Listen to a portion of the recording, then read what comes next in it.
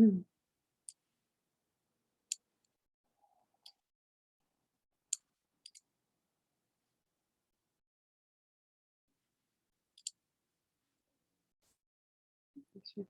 Yeah. Okay. Oh, yeah. Shikedo Shidine, my relatives and my people for being here today. It's going to be so transparent. I've been in a very sad place, and this work is hard. My background right now came out of just some social media awareness. There was from the Gitsox Nation, alongside the Gittimax Band Council, there was a 6-year-old member of their nation who was going to be taken into by the Ministry of Children and Family Development, and they plan to ship her off to Ontario, thousands of miles away from her relatives, with the intention of ending the legacy of forceful assimilation and taking children away from their homelands. These relatives and their councils halted this violent action, and she remained safe within her community, surrounded by her elders and her matriarchs and her family. And so I kind of just wanted to use that as my background, and of course my shirt for DV Awareness Month. I stay special because I'm going to be introducing myself. I'm also reading from it. I'm introducing myself and Dinepazad for the first time publicly. And that seems special to me and kind of symbolic to the way that our languages were taken from us. And that is why I haven't been able to introduce myself in a way that I define myself as a Navajo woman.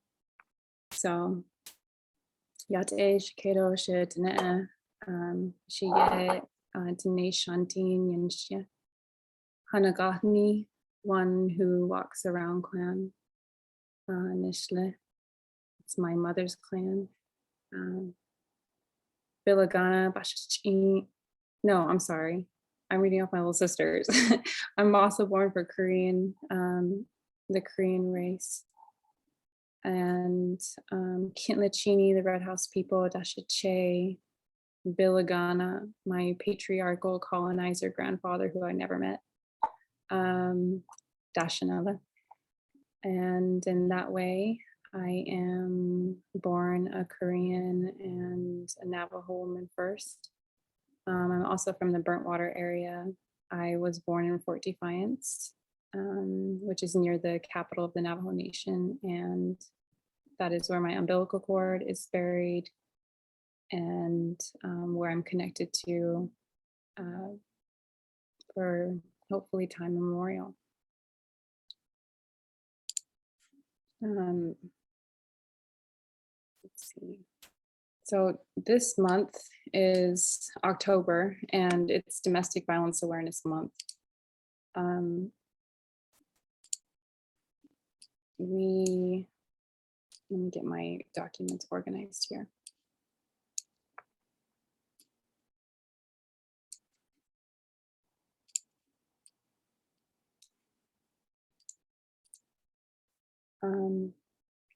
So today's event is about Utah Native American boarding schools and other assimilation projects on Native children and families. We know that the intention of removing children from all their relations and development was always about land theft. And we see these effects today deeply with extreme climate degradation that affects all of our experience of life and connectedness, even within the home. And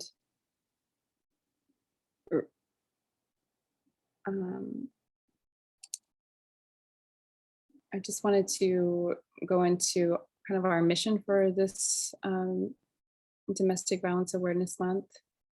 Indigenous people, or American Indians and Alaskan Natives, continue to experience violence at rates far higher than any other group in the nation.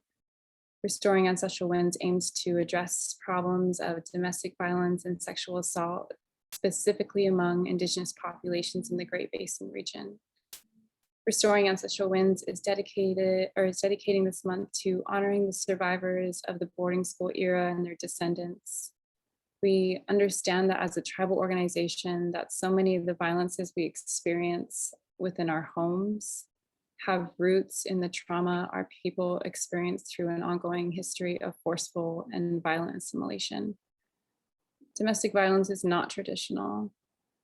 Restoring Ancestral Winds seeks to honor all relatives and their right to safety and healing within the home. In addition, October is a celebratory month for Indigenous peoples. Restoring Ancestral Winds is honored to strengthen the voices of Native survivors and Indigenous intelligence into policy and action, which is not easy to do. We recognize that we are in a time of deep awareness to the pain and exploitation of Indigenous land and body. Our strength through this time is matched with a deep yearning for healing, tremendous advocacy, and love for our homelands, our ancestors, and our people and children into future generations. These images kind of come from, or do come from, my grandparents and my babies. This is my nephew Dorian, Louie, and Iro, who's here with me today. I am so honored to still have my grandparents, even after COVID-19 hit. We made it through, and I'm just honored to still be by their side, to learn the language alongside them and to learn their teachings and to have that love that so many people were deprived of, that we're going to be talking about today. Just a quick overview about domestic violence as defined by the National Indian Women's Resource Center. Domestic violence is one or multiple types of abuse, such as physical, emotional, verbal, financial, sexual, cultural, spiritual, or digital abuse towards a relative.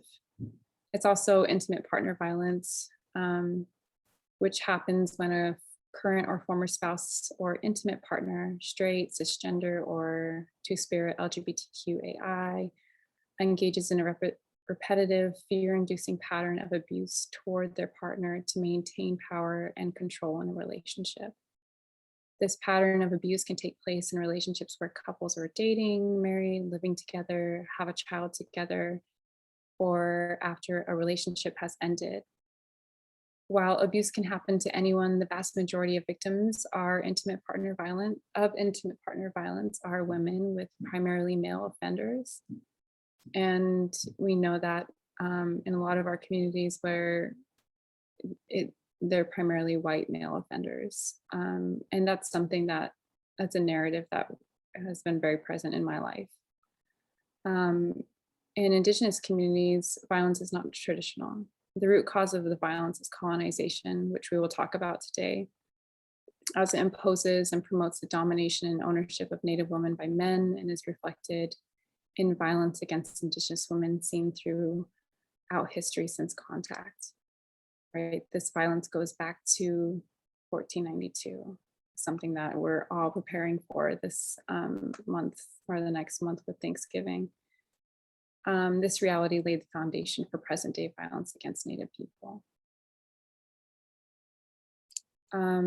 Yesterday in our work meeting at RAW, I'm really appreciative of my colleagues because they are my relatives, and my director Yolanda understands the traumas that we face as Indigenous people. And I think showing up here today, she always tells me, just do come as you are. So I'm coming as I am today. And we discussed yesterday, Moroni Benali, our relative, he explained what she means, like when I talk about my mom, Shima means my mother, She means me, but She really means and also carries um, this beautiful narrative and reality that we don't stand singularly as Indigenous people because there's no such thing. It's not individualistic, but primarily She carries along with it those who you belong to, including the land and ancestors. When you take away the meaning of She by taking away our understanding of our language and our mother languages, you take away all that we are related to and are born for, creating fractures in our identities and how we love and pray.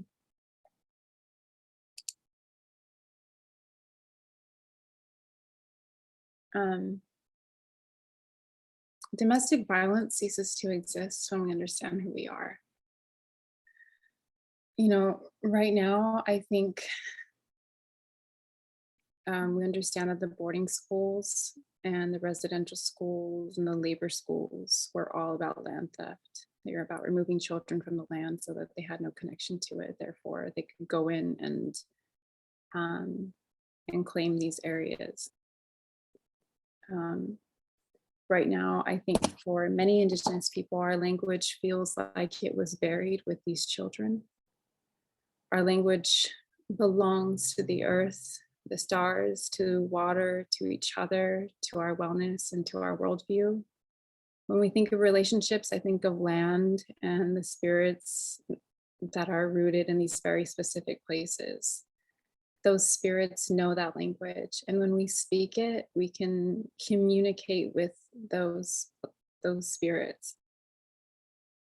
And it's at the core of our identity, and we need it in order to be an active relative with the land and our people.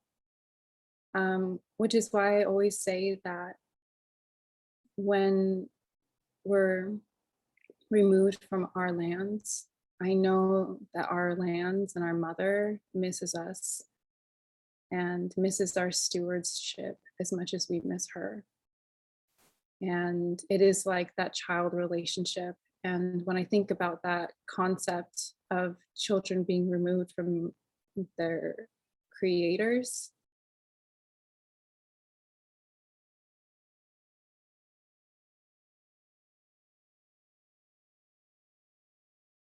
it's connected to all of this.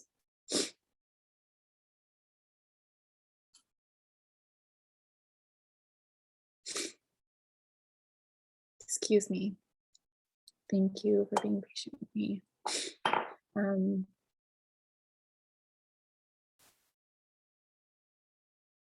This experience of violent separation was experienced in all these schools.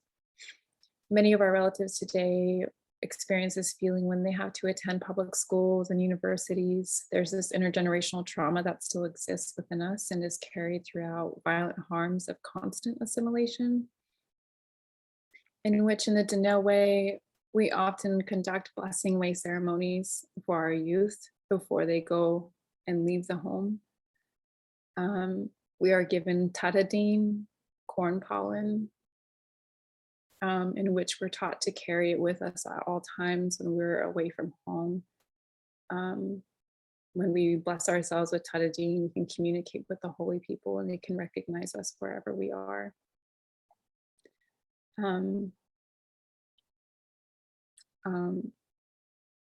Identity to self. You know, we think about our hair and what that meaning that has, how it's an extension of ourselves and the reminders of our physicality. It sheds and renews. Braiding it is a form of care between someone else, like such as my sister who braids my hair or my partner who braids my hair. There's an intimacy, there's a love, there's a connection, and there's intent behind it. We often burn our hair when it sheds with other herbs and blessing it, you know, as an extension of ourselves to kind of protect our spirits from harm.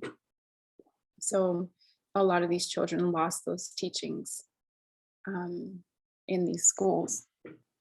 clothing, um, what it means to wear clothing made by your relatives in honor of you, wrapping you and dressing you in protection, with every part made in beauty, prayer, and love. I think about like squash blossoms and the sash felt, and how I always feel proud when I wear my sash felt. And um, it's also a way of like holding my body upright and therefore my spirit upright. Um, our moccasins, our rug dresses, these beautiful things that I like to touch and play with, such as like coral, shell, and turquoise, and adorn my loved ones with that. All those things have roots in purpose and symbolism, um, just encompassing our spiritual strength as Indigenous people. And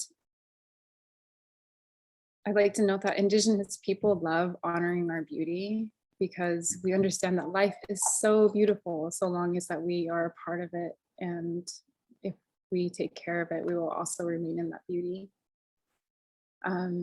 Puberty ceremonies, our children are still trying to regain this access to ceremony and these teachings. Puberty ceremonies honored our gender diversity, preparing our youth for adulthood in ways that Western models prohibit and shame. In Denip, puberty ceremonies for young men and boys, that ceremony begins and ends with guidance from matriarchs and a deep respect for women and two spirits and creation. And without that, we see those kinds of harms seep into our homes because we don't have that foundation of sacredness and of those understandings for our life givers. Seasonal teachings, when to rest, when to hunt, when to gather certain plants. And we're going into a winter season, it's time to play string games and share stories. Touch, having a relationship with your grandparents' hands. I love looking at my grandfather's hands and my grandmother's hands. When they touch me, I feel their love. Looking at the stars with your mother, staring into the fire and understanding who you are and how you came to be. Putting your feet on the earth and knowing that that land is where you come from. And play. We love to play. There were so many games that kind of had teachings wrapped up in around it and connected us with one another. Love, the way that we birth children has become different as well. Our elders, when children were removed from their families, they were also removed from their elders, and that circle was completely fractured. Those knowledge keepers were not able to pass down those sacred teachings to their children. I also wanted to include this slide because this is when I think about, so at Restoring Ancestral Winds, we do a lot of work with missing and murdered Indigenous relatives.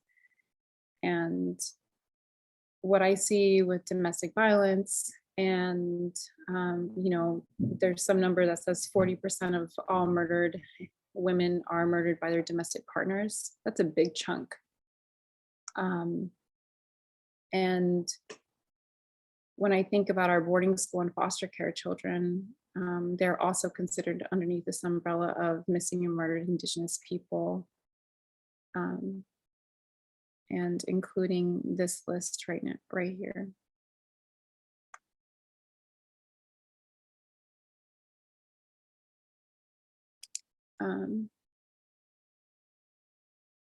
So one of the biggest reasons that we wanted to honor the boarding school survivors is because following the findings of hundreds of Indigenous children that were never documented. Their deaths were never documented. In Canada, in so-called Canada right now, I think the number is like 1,600 and growing. Um, and right now, our relatives here in the US are putting forth the effort to finding missing children. And in Panguitch specifically, the Kaibab and Paiute tribal leaders have been tackling this issue. And we're going to hear from Alistair and Davina a little bit more about that as supporters to the tribe. And let's see.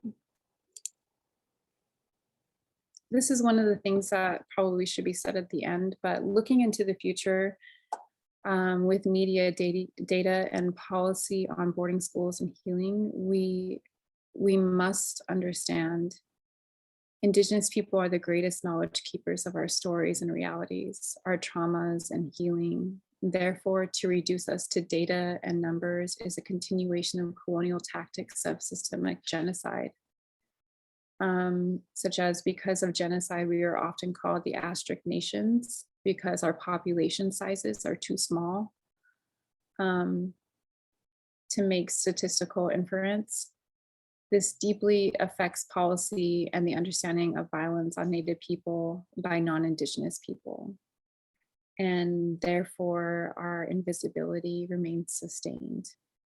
There's a colonial intention, a real intention. It's been thought out. They know it works to throw our realities away and to make way for more acceptable colonial projects on Native people today. So this is ongoing and it is persistent and invasive. Objective, neutral, and colonial data gathering processes and methods will never acknowledge the presence of Native people and their contributions to the world.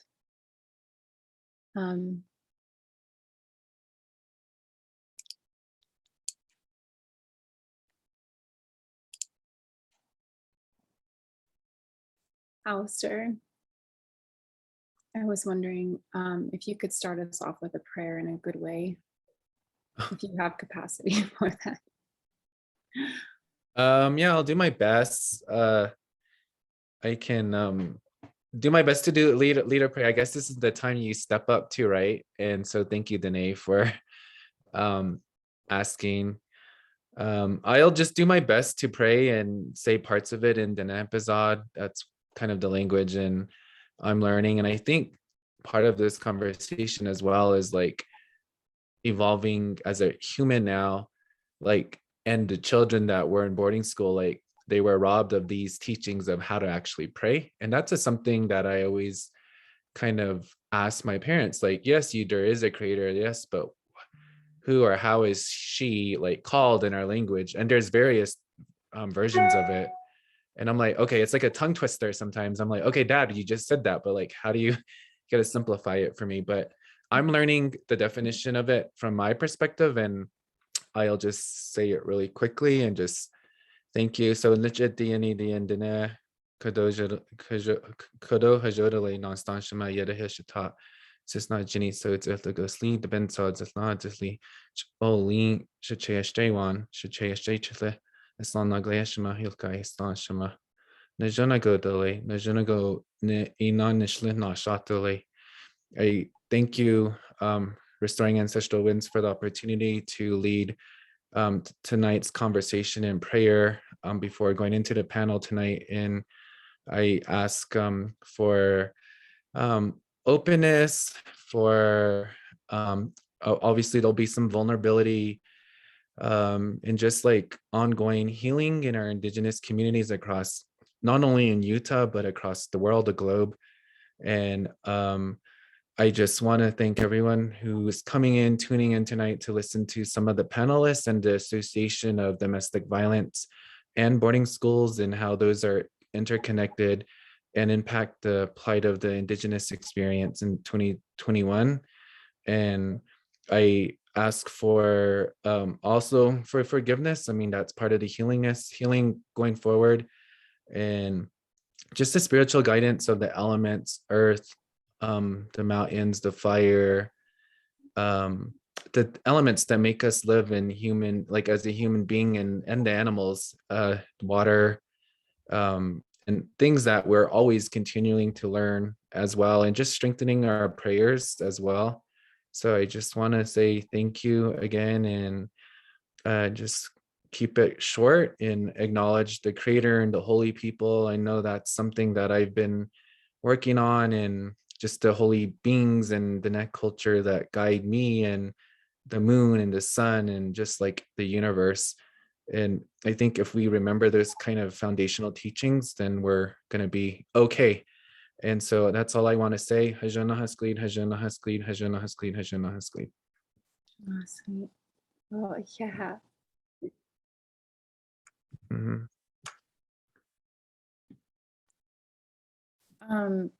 My partner in Kalama, who also carries this work with me, is going to give you a brief introduction to the boarding schools in Utah. We've been doing some research. It's not easy research. I think that in my experience with doing media on the boarding schools and what came out of so-called Canada, and then looking into the US boarding schools, we know that there were over 365 boarding schools, and that is likely, no, we're for sure that it's an undercount. Um, on the on some of the data that's been gathered, we know that it's stated, it's publicly stated that Utah had 3 boarding schools, but we know that there were more. And Kalama can go into a little bit more about that. But it is an understanding that we are at a place where we don't exactly understand. There has been no data collection or no intensive data collection on the boarding schools and what has happened. The undocumented deaths of thousands of children have yet to be discovered. And that is also part of the conversation today, is how are we preparing for that as Indigenous people, as relatives to these children that were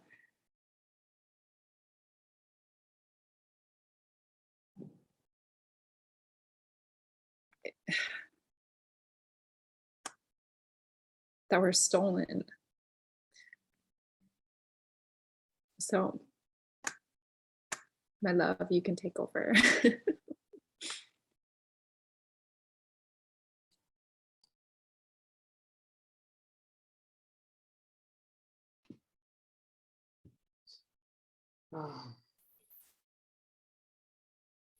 Aloha mai kako, o vai kalamakui kahi kona inoa, yata e shikero. The same thing. Aloha mai kako is just all my love to all of you, and also greetings. My name is Kalamakui Kahi. I carry an English name Ian and the last name Tong. I am Danae's partner in this work, and we walk together along this path and many others. I am Native Hawaiian, and we share the same kind of story in terms of language and being taken largely from the schools. In 1893, when Queen Liliuokalani and the monarchy of Hawaii was illegally overthrown shortly afterwards, any language instruction in Olelo, Hawaii, our language was forbidden and prohibited in schools. And it was like that until 1986. So, it's like basically like 80 years, and you think about like whole generations of no language instruction in any schools anywhere on the islands. And we didn't have boarding schools much in the same way. There were some, but you were definitely issued out corporal punishment when speaking our native language.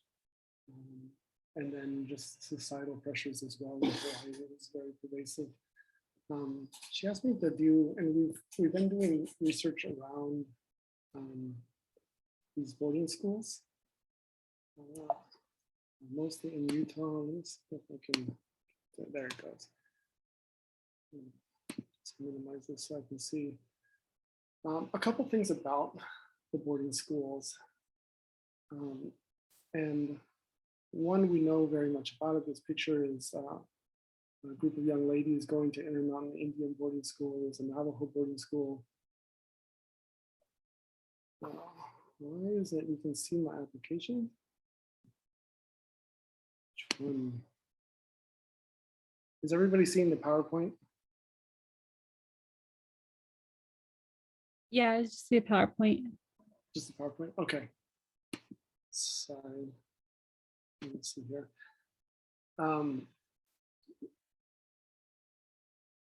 I get emotional thinking about how emotional Danae is always.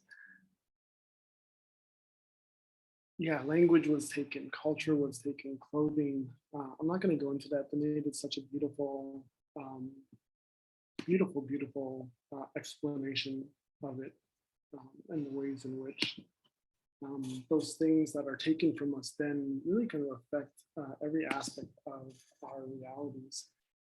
And from the research that we did, there was 5, maybe 6 Indian boarding schools. And shortly after the events in Canada, one of the things that we saw is that the United States, we started looking at our boarding schools and our boarding school histories shortly. And then there's been a lot of push to look at all these things. And a lot of the lists that had already come out by people researching really hard were found short. And there was 2 kind of eras of boarding schools as far as my understanding is in the research. And one of those were the ones that were started in the 1819 with the Indian Civilization Act. And those acts were really the ones that were pushed forward by Christian congregations and missionaries to very much, it was, there's that famous quote by the Carlisle Indian School, to kill the Indian and save the man.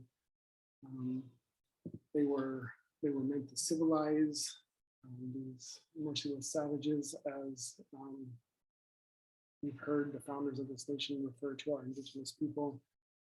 And some of those in Utah were there's a typo there, but Unita and Orion, the Penguich schools, we have there the opening of those schools in 1881, in 1885, and in 1904. These schools were much smaller. They were very draconian. There was great levels of abuse in them. Shortly afterwards, we got the BIE assimilation schools. And that was roughly post World War II era. We saw a shift in Indian policy moving towards termination and relocation off reservations of tribes. And then that's where we really kind of saw other schools, BIE-run schools opening up. Intermountain Indian School in Utah in Brigham City was one of the largest. It operated from 1950 to 1984. Aneth is still open to this day. Currently, they have 97 day students. Their dormitory was closed due to COVID. Richfield Dorms is a BIE operated dorm that allows for Navajo students to be taken off res, reside in a dorm, and then attend the Richfield Public School, where they have 85 Diné students currently co-ed. The school has a college and career preparatory program and academy. In Utah here, here's a picture of the girls' school.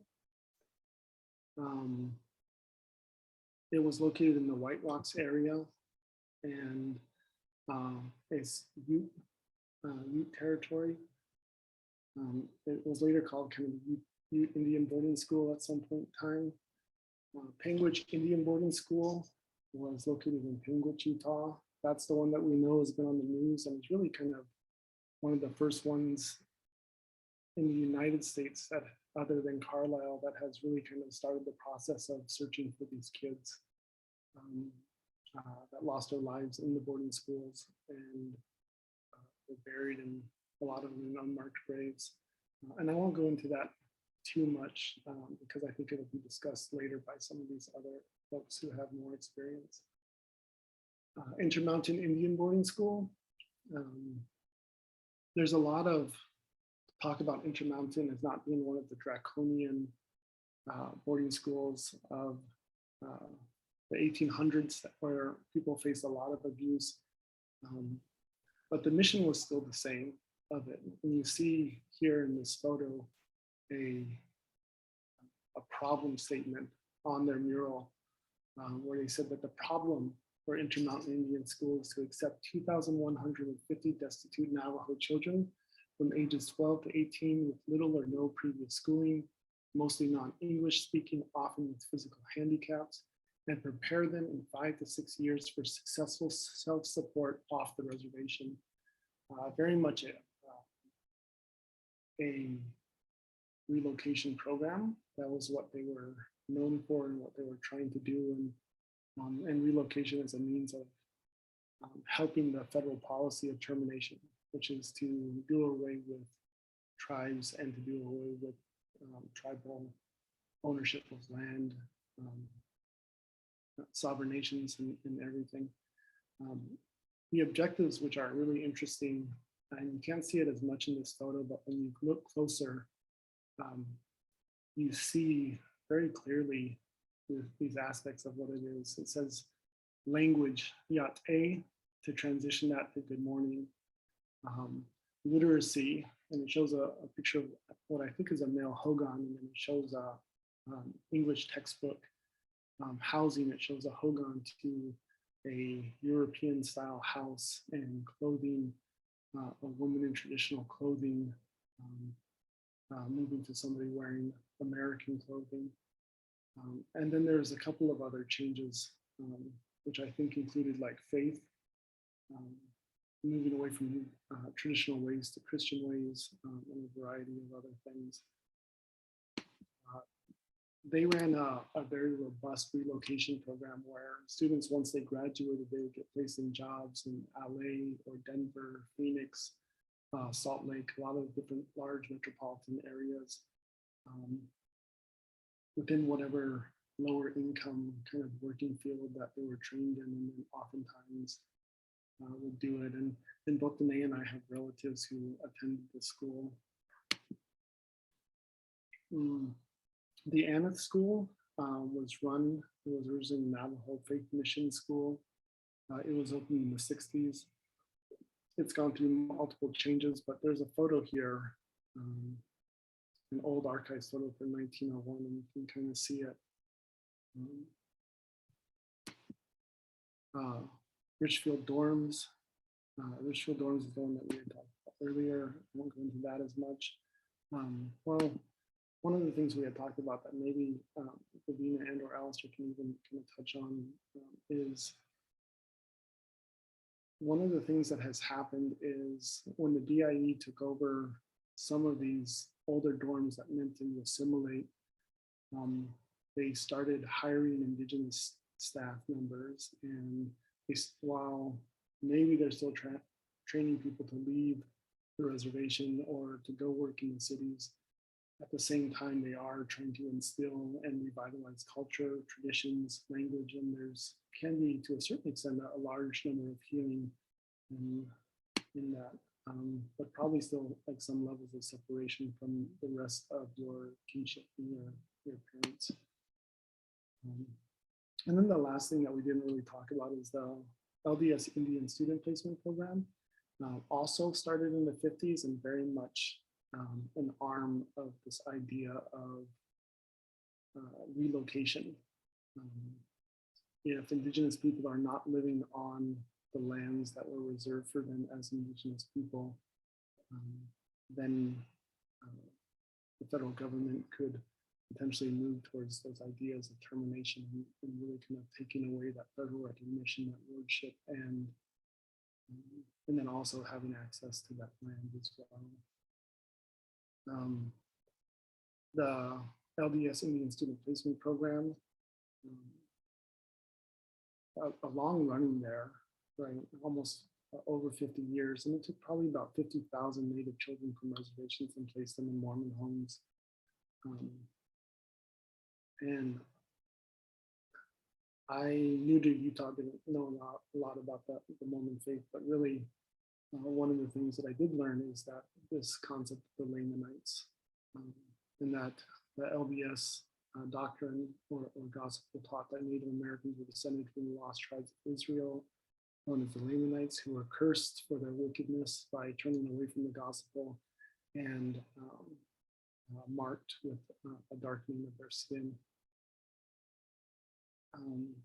We did read stories about this Indian student placement program, and I'm sure there's lots of them that are out there, but some of them were that most times these people would be baptized prior to going into their placement. And I did actually read that oftentimes students would meet their new family hair still wet from being baptized. So it wasn't like they were baptized really kind of with the full consent of their families on the reservation. They were taken from the reservation, baptized, and then brought to a home. We looked at some of the data of Utah just to really kind of look at colonization of Utah, and read that some historians from Utah State University estimated that around 20,000 Indigenous people were living in the area now called Utah before Mormons settled the area. And those populations were faced an immense genocide, almost completely wiped out, and are just now, even years, hundreds of years later, coming back to reaching those numbers. Compiled in U.S. Centennial census data in 1860, when they first started breaking out race and adding Indigenous people to that. They logged 89 Indigenous people living in Utah at the time. We didn't go through all of those numbers, but that number kind of steadily grew from 1860. And some of those benchmarks in 1900, there was now 2,623. That jumped to 4,000 50 years later, up again to roughly 7,000 10 years after that, and then 11,200 in 1970, 20,000 in 1980, only up to 24,000 in 1990, 30,000 in 2000, and then 32,000 in 2010. We wanted to include those numbers just to give a foundation of like what that genocide actually looked like. And there was like this discussion on how our communities are healing from all of this.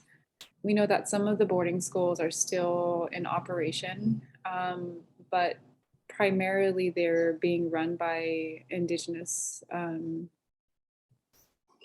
teachers and school administration, and kind of revitalizing some cultural teachings. So we know that some of the schools have transformed in that, but they do carry the weight of the history of the school. And I don't know if that's a good or bad thing, but I know it is one way that we have been resilient within these institutions is to transform them. And we know that from a lot of the stories with, I think it was the Carl Indian School, where there was an art teacher who was Indigenous, and she facilitated a lot of artwork around Indigenous identity, and that was one way that the students could remain connected. We know that in a lot of the boarding schools, there was slave labor. My uncle was, sharing stories with us, with my family over dinner, about his boarding school experiences. And when he was really, really little, he was taken away, and you know, he had to wear a uniform, and he didn't really understand. He said it was like a very sterile environment. The bed, like just like so many of the stories, bed had to have like the quarters bounce off it, very militaristic. Everything had to be clean and orderly, washing their hands, scrubbing their knees. And then this really weird thing that he remembered of these boulders um, that would be placed in front of the school, where they would wake the children up at like 5 a.m. every morning, and they would make the children carry these boulders into a pyramid, and then they would dismantle the pyramid, and then they would do it over again. So I'm not sure where these kinds of weird, strange colonial tactics come from with using children's bodies and trying to control them. But there are a lot of stories like that. Like Columbus said, we do have relatives that went to the Intermountain boarding school. And their stories I have not learned, their experiences. I do know that our experiences are diverse as Indigenous people within the boarding schools. And, you know, just like our responses to trauma and our responses to healing are all different and diverse. So are the experiences of children who attended these schools. So I think that's important to pay attention to. I think I want to kind of get into our next part. You know, when I was doing media coverage and finding out that Alistair Bitskoy had my relative who also carries this work with me, has newly become into this position, writing as a journalist for the Salt Lake Tribune. He has been a writer for the Navajo Times and has written many articles on Indigenous, with Indigenous representation. And when I read that article, it gave me feelings of gratitude that it was he who carried this story for our people and for the Kaibab and Paiute tribe. And so I really want to honor Alistair for doing that work. I know it is not easy. There are certain protocols that we have as Indigenous people when dealing with death and trauma, and there are certain protections that we need going into that kind of world and that work, and it's not easy. And part of the boarding school epidemic is that we had lost a lot of those protocols and those teachings, and so it's hard regaining, you know, that kind of knowledge and conducting ourselves in a good way going forward. Davina is also here with us. Davina is such a beautiful advocate for Indigenous land and body. Davina has run many, many miles in prayer for our people, and she recently did a prayer run called Spirit in Motion, where she ran from Bears Ears to Salt Lake City, and she also stopped by the Panguitch site, and Alistair did as well, and set down some prayers there, carried medicine. So I really wanted to have their voices here today. I wanted to ask them their real-time experiences on what it's like to be in that world and to be in that space of trying to reconcile and heal and honor being so connected to the past and the present at the same time, and how much tremendous strength and spirit that takes. So yeah, for being here, Davina, Alistair. This conversation can be very casual. We can start with you, Davina, if you want to. Yeah, Danae, thank you so much for having me on here. Shay Davina Smith and Shia Tkachini Nashna Tkaboham Bashes Chain Shesh Jab Dani Dash Che Nakaidana Dashanella at Ego Dina Sun and Shne. I currently reside in San Juan County. I'm from Monument Valley, where my umbilical cord is buried. Right now I reside in Blanding.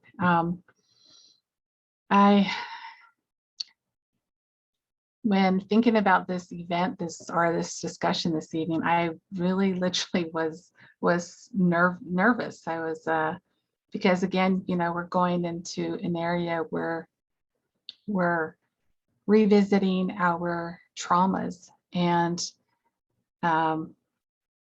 but I can definitely talk about the beginning of this healing process for me. And prayer run is so important. Prayer run overall is very important for Indigenous people and Diné people.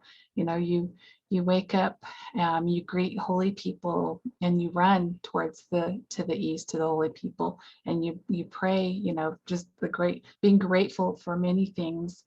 So I knew the importance of that form of prayer, and so you mentioned about some layers that evolve around land. And my work currently definitely evolves around land. I do a lot of land advocacy work. And so I knew the importance of the medicines that come from bear's ears, but also know the importance of the restoration of both bear's ears and Grand Staircase, because I also do work with Grand Staircase, a national monument.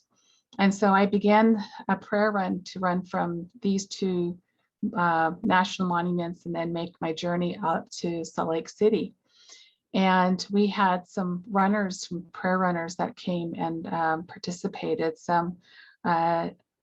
She's Apache, but she currently resides in California. She came out to join this prayer run. We also had a young youth white ally. She also came and joined this run. But for me, it was definitely about continuing my healing journey in a form of prayer, being on the ground, having my boots on the ground with Mother Earth, and while I'm breathing Father Sky. And I am also a boarding school survivor.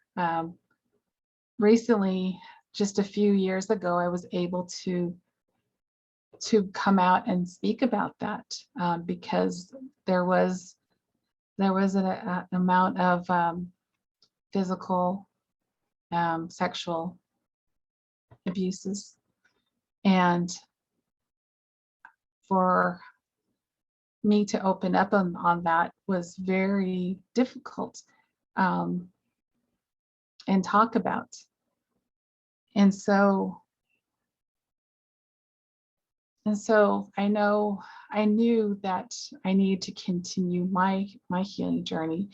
And I think I was able to discuss more about it and to bring this awareness out, where I had the opportunity of co-producing Unspoken, America's Native American Boarding School, with our local PBS station in Salt Lake City. And that was my first intro into allowing myself to know that I can literally be open about this and share my experience, because I am asking those that have been a part of the boarding school system to share their stories. And some of them, these are the first time that they opened up. And so it was like a counseling session, and it was a healing session. And gosh, so many layers that they expressed and talked about. And so when I talk, and also going back to layers, I'm going off on tangents here, but when I talk about layers, I mean, we talk about so many forms of how, as Indigenous people, we were an inconvenience in the beginning when Manifest Destiny were coming. We were an inconvenience of this land that we were already on. And when they saw this pristine land, were hungry for land and all the minerals that it provided, we were that inconvenience. So they found different layers of removing us from the land and herding us like cattle to reservations, implementing national parks and monuments because they wanted to protect it, because we didn't know how we were protecting it, I guess. And then that wasn't enough. So they implemented boarding schools to kill the Indian and save the man mentality. And so all these layers that we talk about today there's still much more work that needs to be done. And now that these issues, these generational cases that are happening are becoming an awareness, it's that healing process. I know for me, I knew I had to end that generational trauma for my kids because I didn't want them to go through that. And it was also about me talking and opening up my traumas with my kids. Just recently, I was able to open up to my mother and talk about it. It was so hard, but I didn't know that she had gone through so much more. She's also a boarding school survivor. And gosh, the things that she's gone through, as well as my father. My father was just a young child when he was taken. And he talked about having long hair. And when they cut it, he said from that moment, he was so embarrassed that he no longer wanted to grow his hair because of that trauma. And we talk about military form of punishment. They would have, he shared a story where if he spoke in his native tongue, they had pebbles. They brought in pebbles into the classroom, and they would have students kneel on those pebbles, and they would be there for gosh, hours. And my father said when he experienced it, he couldn't stand up. And he remembered all these indentions on his knees and the pain. And even though there was, he wanted to cry, he couldn't cry. And so when I began this run, that's what I was thinking of, that healing for not only for myself, but also for my parents that were boarding school survivors, and also my grandmother, who was a boarding school survivor. And so after our run, we started from Loa. That day, we had about 28 miles, I believe. So we started from Loa, and we ended in the Kasharam area as a campground. Right after that run, myself and prayer runners, we journeyed over to Panguitch, and we found the small school. It was a small, looked like a house. And I remember we had a youth with us. A mother brought her youth to run. And we walked around. We had tobacco and sage. And I had this feeling of just in the pit of my stomach. It was just like I had a lump in my throat, and I had like this sickness. It was not a good feeling. I had chills in the back of the house, especially in the back of that school. And the area in the back just felt so cold, and I got so emotional. I think the part that really just brought me to tears was in the beginning. In front of the house, there's a window, and I could relate to how many times however many children's eyes were looking through those windows, wondering if a family was going to come pick them up. Because that was the same feeling I felt when I went to mission school in Holbrook. I think there was the most traumatic for me because I was physically abused.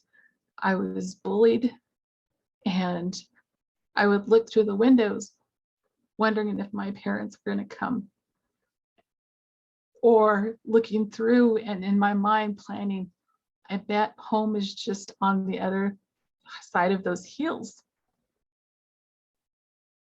And so when I saw that window there in Panguitch, that was the same feeling I felt, knowing I'm sure that's how a young Paiute child was looking through that window.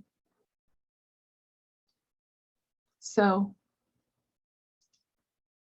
we did a number of prayers that we laid down and asked for cleansing and asked for that supportive saying, we're here. We are here with you. We are praying with you so you can return back home.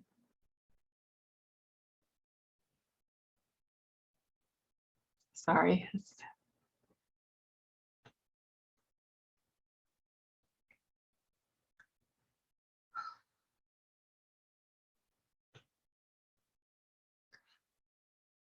So in moving forward, that was what was one of the things the prayer run was focusing on, was our boarding school survivors and those that are still waiting to be returned back home. That's all I can say right now. My apologies.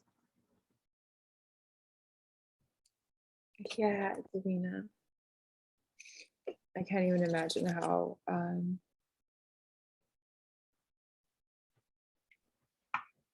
difficult that was. I know that when we say our prayers, our spirits that we belong to hear us, and I think one of the things that makes this so painful is that they were our children. Like, we would never give up our children, and because they are extensions of ourselves and they are our future. And you know, I think about my relationship with my mother and ideas of or separation. And you know, we see that in the foster care systems today. You know, this violence is still ongoing. And if we can heal these things so that we don't have domestic violence in our homes, that can be a form of protection of keeping our children, and also healing ourselves as parents and as adults, and into our road to being elders. Thank you so much for sharing that, Yaha.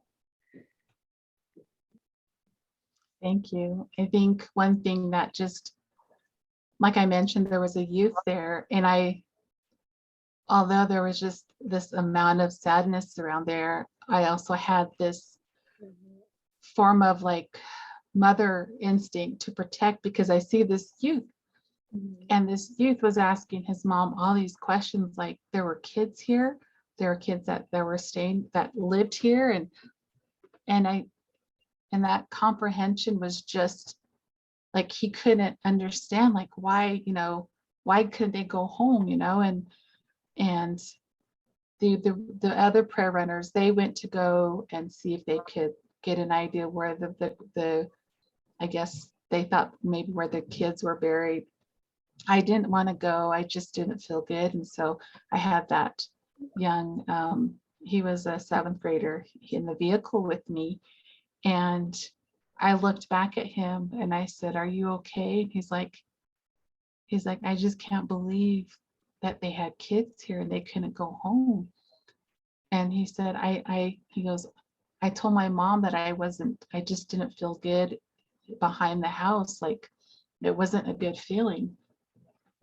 And when I heard that, it just gave me so much like rage, like the audacity, you know, like it was just the audacity. It was just like this anger that, you know, knowing that those kids were so helpless, and knowing that a parent, because the education system at that time had this mentality that they put fear in these parents, that if you engage or if you try and come and get your kids, we will have law enforcement take you and throw you into jail. So parents were helpless.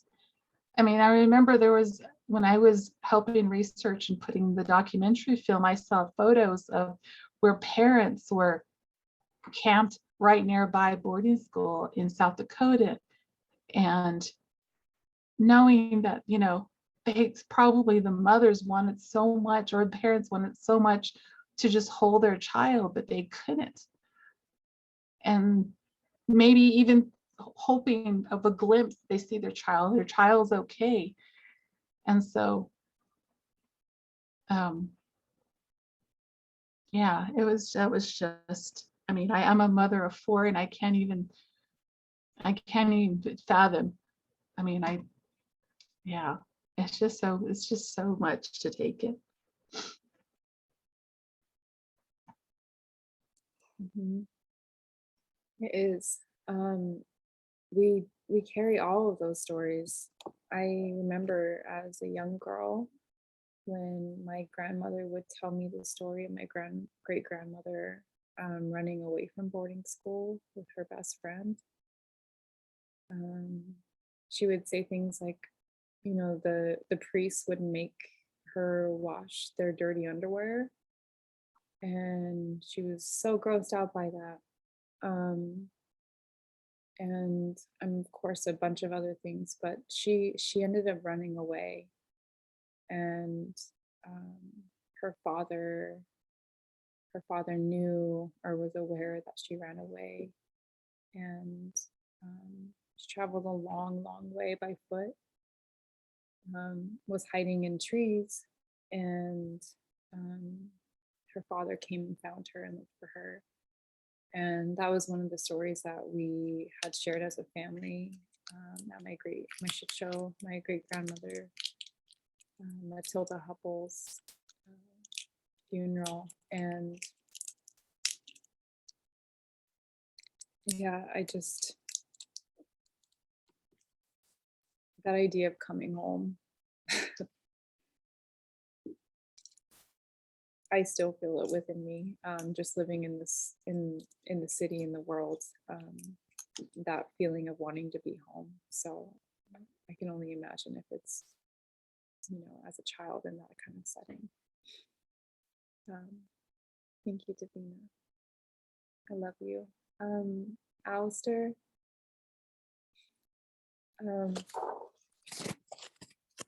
Alistair has been carrying so much of this weight, and has also experienced, assimilation in school, and attended a boarding school that kind of turned into more of a Native programming, from my understanding. But really, we all carry these stories. Every Indigenous person carries these stories, and I think that's why it's so incredibly hard and difficult to talk about, but also necessary for those who are non-Indigenous to understand these experiences and what has happened to us, and why it is hard for Indigenous people to be in colonial settings, which I imagine it's hard work presenting, these sacred stories and trying to honor them in a way that it really sustains our identity as Indigenous people within the media. And that kind of representation, I cannot stress enough, is so important and valuable and sacred. So thank you, Alistair. I just wanted to give you the floor to express everything that you've been going through and carrying.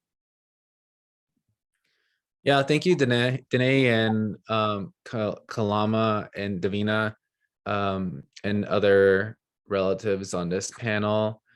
Before I get started, I will just want to say my clans to some of the Danae relatives in the panel. Adonat Nishlinigi A Twahanan Nishlin Kiani Bashichin Koshia Dashiche Hashkushni A Dashinala Akut Ego Danae Nishlin. And Danae's my sister.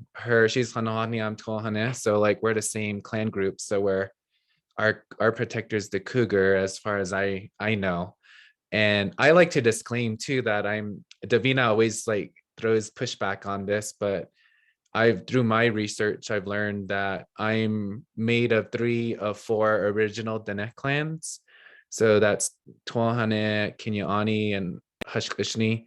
I don't have Torach Eatney, but I guess if I were to marry, that's who my partner would have to be, ideally. But I always take good pride in that I'm made of those like 3 of the 4 original Dene clans that one of our holy deities, Changing Woman, created when she was the intellectual designer of the Navajo universe.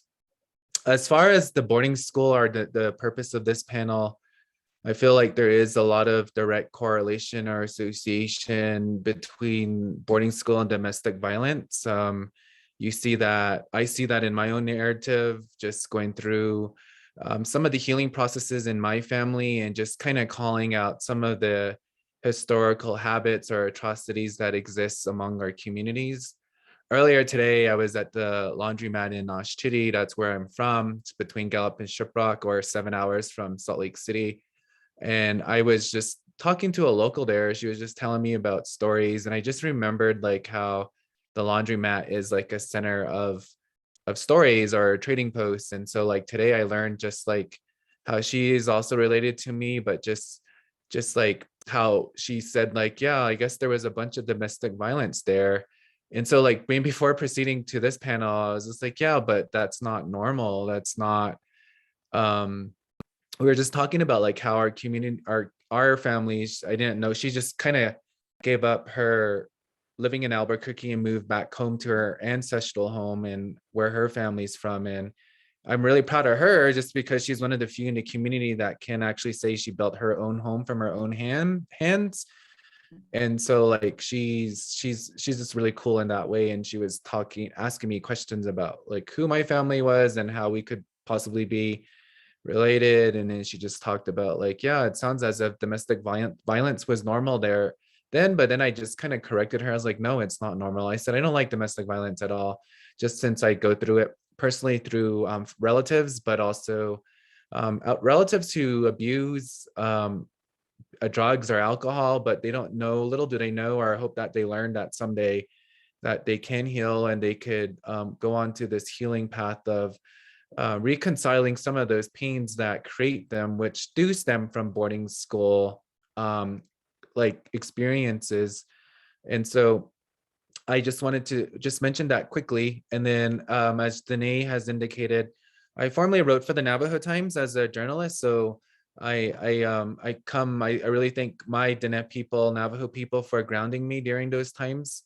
And then to now, I was in Bears Ears advocacy work as well. So I got a lot of understanding of how public ancestral lands are indigenous to Native communities, but why they need protection, especially during this time. I did do communications work with Utah Denepikea, and I did a lot of land. It was the Trump era, so I did a lot of communications related to land defense, and that was exhausting in itself. But I bring that up also just because we try to, in that narrative, we try to connect missing and murdered Indigenous women and people and two spirits.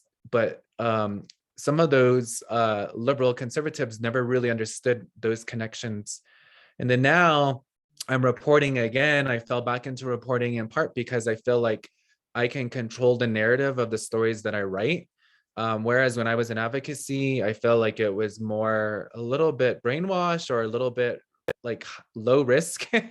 And so like I like to write stories. And when I came across this story as a Salt Lake Tribune reporter, I got hired in July. So like I basically hit the ground running.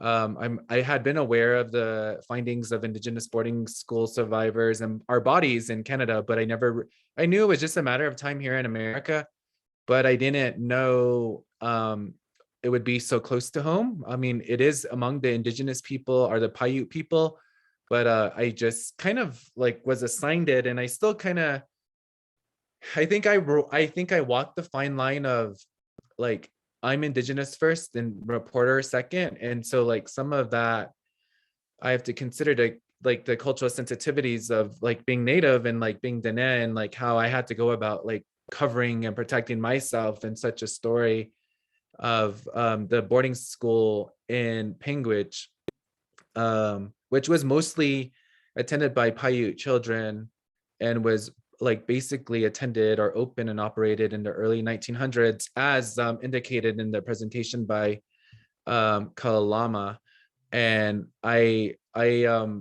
when I was approached by my editor to like, hey, we got a tip, like this is what's happening in Penguich. I don't know if it's I guess from their end, as editors, as writers, they saw that it was big and newsy.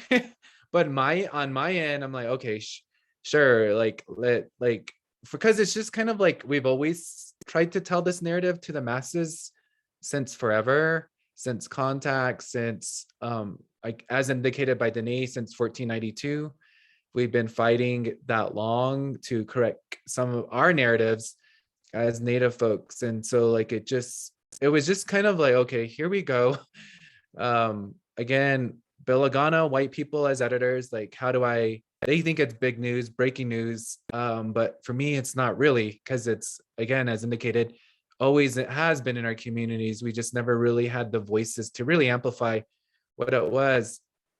But I was kind of reluctant to jump on the story, in part because I knew there was death involved. I knew there was the historical traumas that you can trace now to the experience of being Native now, like from some families, and where the discipline comes from.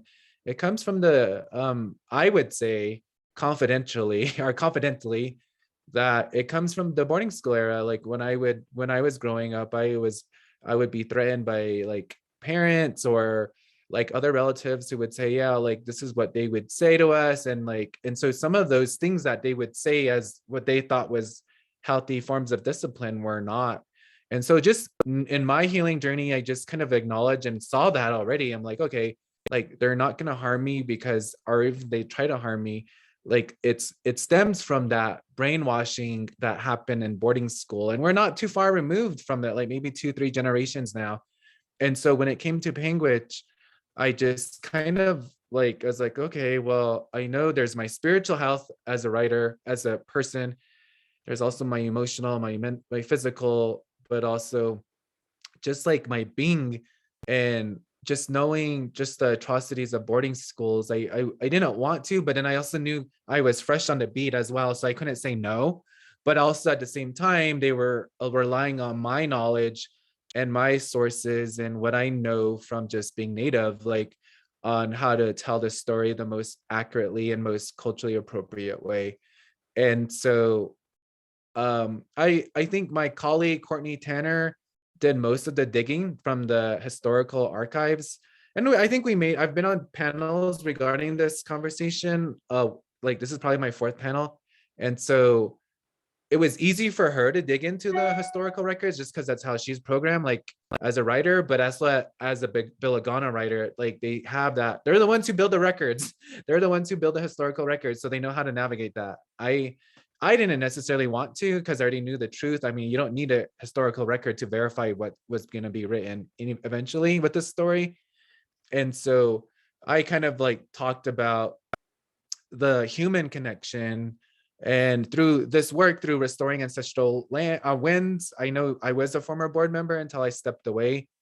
And then I learned through other work, like through Danae and Yolanda, Davina, and Moroni, just the connects in Salt Lake City or in across Utah. And I was aware of Tamara Borchardt Slayton and her work with mascot issues in Southern Utah. And then I had to build my trust a lot with the chairwoman of the Paiute Indian tribe of Utah, in part because she, since the publishing of that story, a lot of the feedback I've been getting now is like that story shouldn't have been told. It should have been like kept on the hush. It shouldn't have been told. But at the same time, it does, so that our communities do heal. And I felt like the story has been critical to healing those Paiute narratives, just because there's a gap in history that they're still tracing, and just where their families were. And so I felt like in some ways that story was critical to some of their healing, that their continuous healing that they're going through. And then for me though, it was challenging. It did take me out. I've said this before, like I knew, because of boarding school, there's death, there's sickness, there's all kinds of stories connected to poor health outcomes that are associated with boarding schools, domestic violence, since it is Domestic Violence Awareness Month, but not just because it's the month, but it's like all the time. The alcoholism, the poverty, the financial poverty, like all of that it stems from, I guess, and public health. I did study public health. And so that would be considered a social determinant of health in our communities. And that is a determining factor of our overall health status. And so I think with that story, for me, it took me out. I was like, oh shoot, like I have to get doings done. I have to protect my spirit, because I was literally out for like 2 weeks. And I do and it also, I know I'm all over the place with this, because I didn't, and even to this day now, there's segments or follow-up pieces to the Indigenous boarding school experience, which is a trending topic, sadly, in the news cycles. Like for me, I'm being asked now, like by my managing editor, like, okay, like I'm writing other stories, but like he still wants the follow-up to the verification of the bodies. He still wants like that before another outlet breaks that story. So like those are things that I have to fine line. And sometimes I don't also disagree. I disagree with the journalistic ethic of like breaking this, like breaking news, like be the first one. And that's what I told him when I was telling him, when I was going to tell this story jointly with Courtney Tanner, was like, you can't rush this. You can't, there's cultural protocol in place. You can't just like want to break the news because you're the first. And we were luckily in this first to break this story with Penguin. And I had to do a lot of behind the scenes work with people. Like I had to gain trust with the Paiute leader, the chairwoman, in part because she was dissatisfied with a Fox News story that talked about her tribe considering legalization of marijuana. And so when I came across as another media, she was like, she pushed me away. So I literally had to work 2 weeks to get her on record. I also had to ask Stephen Lee, who is like one of the key sources in the story, who is the historical preservation officer for Panguitch, the city. And he was already writing like historical opinions or pieces that he wanted to publish locally, just to like let people know in Panguitch, like there is a boarding school down the street. But I even somehow convinced him to like not leak the story so that we could tell it as the Salt Lake Tribune. And then I knew Tamara and got on record quickly because I feel like she was pretty savvy with media already. And so like, I feel like those are the three, I think with the Panguitch boarding school, there was more, like I had to do the work. The historical record was written by Courtney, but I had to use my Dene or my journalistic native instincts to get these people to like talk to us. And so I think we got a lot of good feedback on that story. Just like even Indian Country Today republished it just because they felt like it was really solid reporting. And so I'm very proud of that, but it doesn't make me proud to also, it's just like a fine line to walk. And I'm writing follow-up stories, but I'm avoiding, I already told my editors, like the day that there's that verification process comes from Utah State University, if that's still going to happen, like I'm not going to be there on the ground to see the bodies verified. I just can't do it. Like I broke down on this story. I've had emotional like harm and spiritual harm to my own being, and just going there to the grounds, like I didn't want to be, but the journalists in me had to go just to get more context so that I know that I'm writing, because right now I'm remote in the Navajo Nation. And so like, I was like, I don't know what Panguitch looks like. I don't know what it looks like. How does it feel? Is it cowboy town? Is it just Republican territory? Is it just farmers? What does it look like? Because I'm writing this story remote in the Navajo Nation while covering Southern Utah news. And so eventually I'm going to move to Southern Utah. But for now, I'm kind of in and out of the state. And I essentially just like have continued to cover the coverage, but like I told my editors, like you can send the Bilagana girl to the day that they're gonna be verifying the bodies, because I'm not gonna be there. I can't do it because there's more harm that I have to undo. There's things I got to do to protect myself, and already I don't want to go through that again. I mean, if I have to, I will, but like I made that clear. And so I've been writing around the topic. So I did write about Davina's run, where she did tell me on record that she was running from Bears Ears to Salt Lake City to bring awareness to other topics like MMIW, domestic violence, indigenous boarding schools, public lands protection. So that inserted nicely with that narrative. And then I guess I'm just now waiting on the public hearings that are happening. But now it seems as if I know Shandine and Kamala are now sources going forward to other parts of the story. But then I also have been in other conversations on other panels regarding boarding schools, and there are some experiences where it was all good, and so those stories need to be told. I didn't know that Intermountain was a primarily Navajo boarding school. So you guys put in your presentation that kind of verifies that claim. That I was like, what? That was solely Navajo specific, but later became intertribal. And then so like I did interview some sources from Intermountain, but then I had to disclaim again that like those were different eras of boarding school. So the different eras of boarding school experience may have become obviously more positive than the very first time where children in Panguitch, for instance, were marched against their own will to go to boarding school.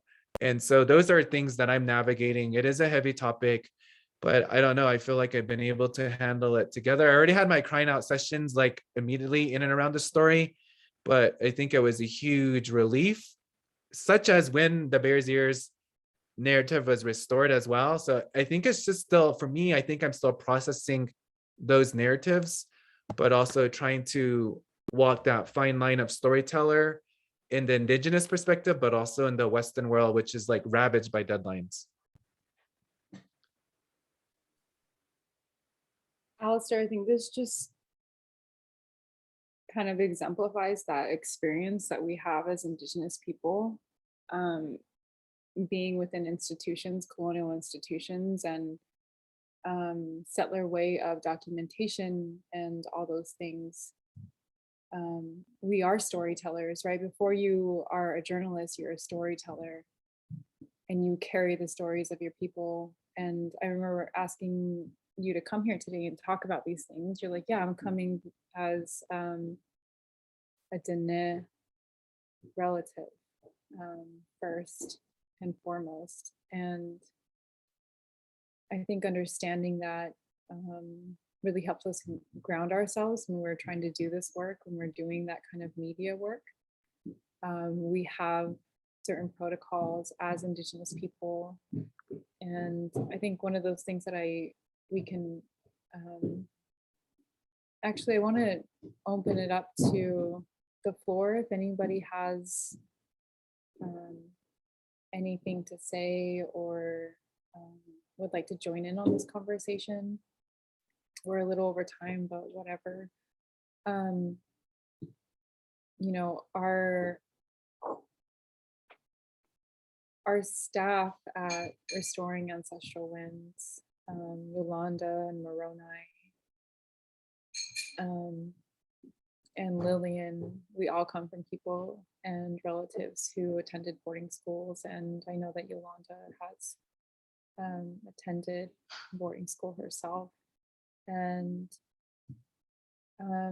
we carry these weights. And one of the most difficult things about doing this work and talking about this work is that we are this work.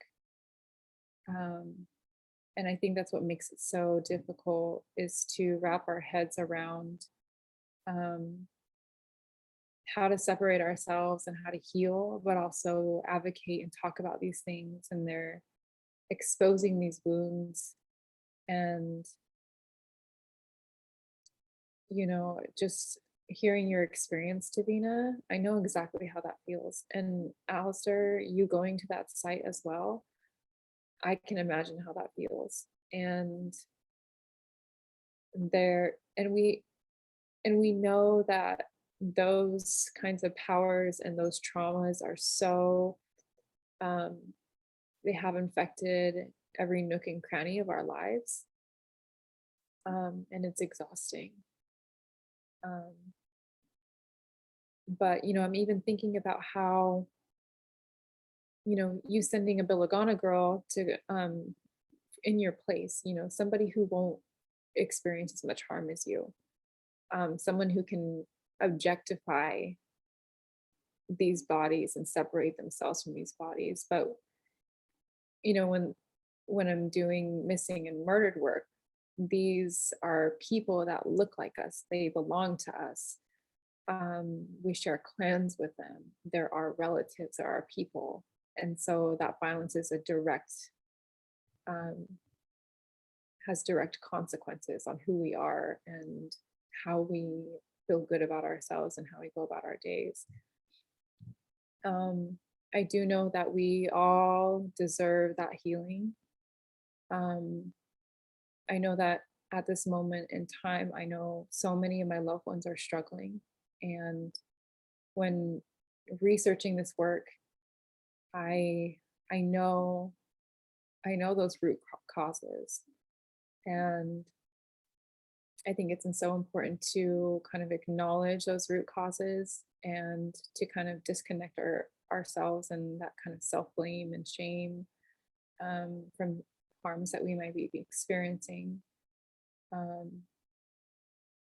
When it's our own relatives, it's harder to demand domestic violence to stop, because we know where those traumas are coming from, because we have love for them. They are us, they're an extension of us, just like those teachings of She and what that means and how we carry that. I know that when, you know, even through my own family, my little sisters were very much abused sadistically by my white stepfather. You know, and just those connections of violence on children and youth and the consequences that carries in their spirit and their life throughout their adulthood and their development and their ability to process who they are and how to love.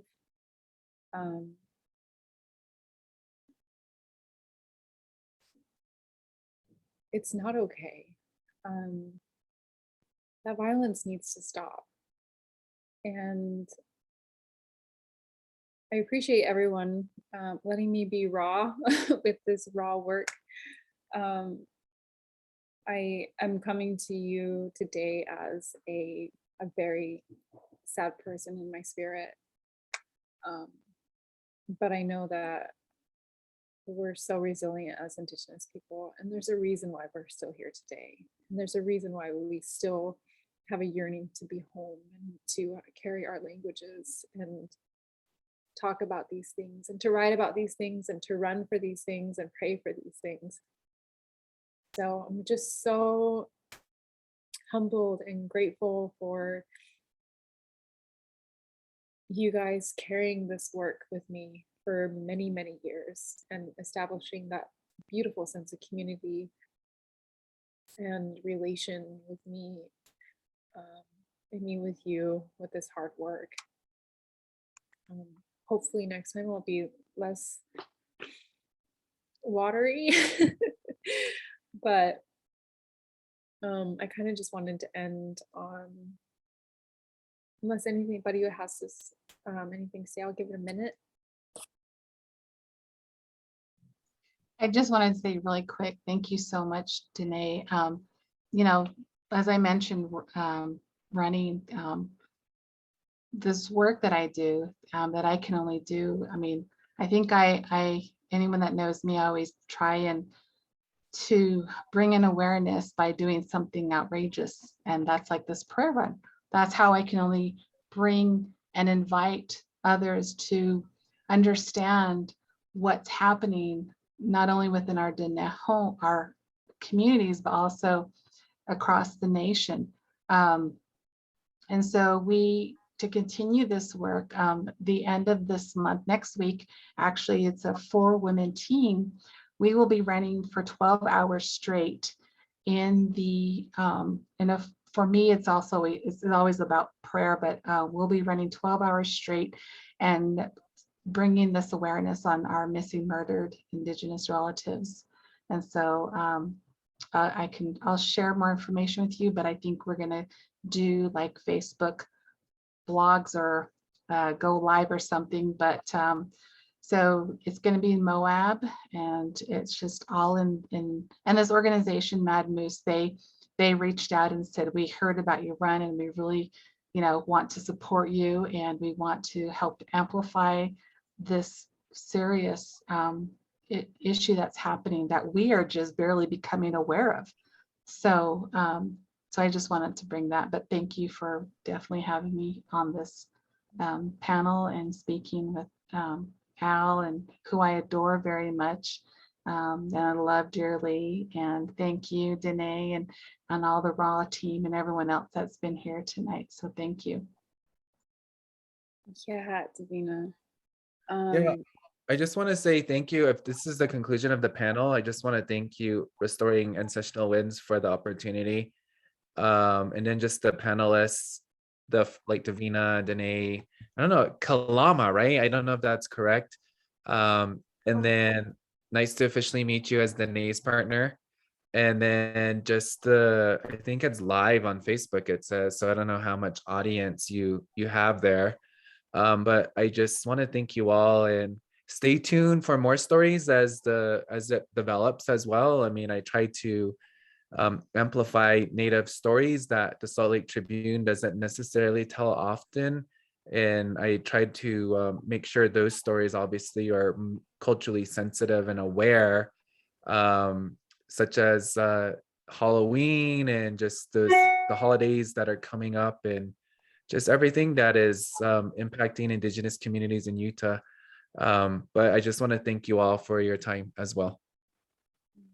Yeah. Oh, Davina, I know that Ra will be sponsoring your next run, and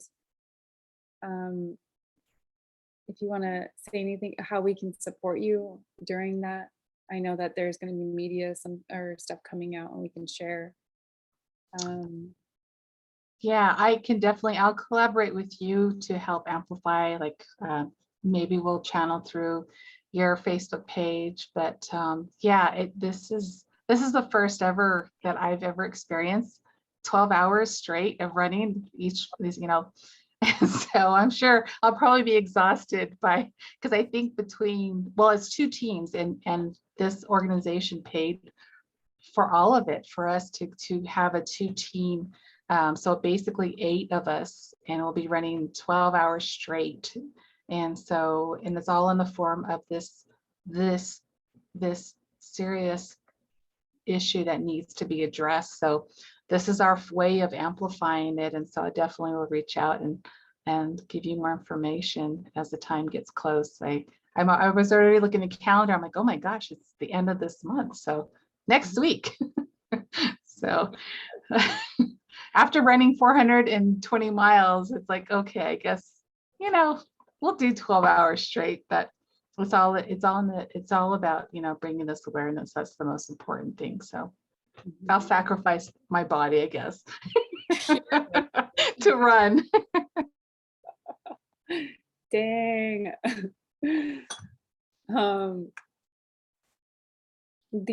So MMI Who is missing an account that I run on social media.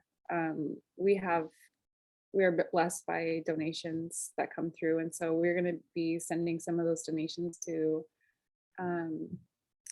communicating via Alistair and Davina with Karina Bao, the chairwoman, and Tamra Borchardt Slayton, and their work for really carrying and laying this foundation for us to learn by. You know, like as an Indigenous person, I'm paying attention to how they're handling these things. I'm paying attention to how you're handling these things, Alistair, and you, Davina. And I just really appreciate that guidance, because I know how difficult, how spiritual this work is, and it has real consequences when we don't handle them correctly. We'll be delivering a medicine bundle as well, sponsored by Raw, to the leaders of the Kaibab and Paiute. Let me share my. I just wanted to kind of end with these protocols.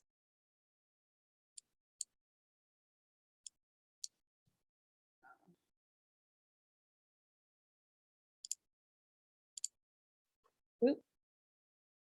It's the last one. I'm sorry, I'm bad at this. Okay, protocols. I think what we can know from these understandings is we need to allow all tribes space and reflection to honor their specific practices and ceremonies around healing and reburials. Having a deep understanding that healing is not linear and cannot be seen through a process of rushing to restore our well-being, but it is through a process of belonging, holding each other, and moving away from ideas of Western education. We need to elevate the voices of Indigenous people in all spaces, regardless of the issue or the expertise. Understanding that not every Native person is a primary source, as we are diverse peoples from many different lands and ancestors, and our experiences within the boarding schools have shown to be diverse because our reactions to trauma are inherently sovereign.